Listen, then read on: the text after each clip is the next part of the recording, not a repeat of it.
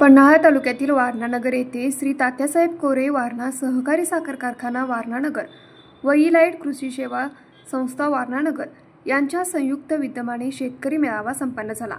तसेच आधुनिक ऊस शेती व शेतीमध्ये कृत्रिम बुद्धिमत्ता वापराबद्दल बारामती कृषी विज्ञान केंद्राचे AI तंत्रज्ञान प्रमुख तुषार जाधव व पुणे पीक उत्पादक व संरक्षण विभाग PSIचे प्रमुख शास्त्रज्ञ व विभाग प्रमुख डॉक्टर AD कडलक यांनी मार्गदर्शन केले।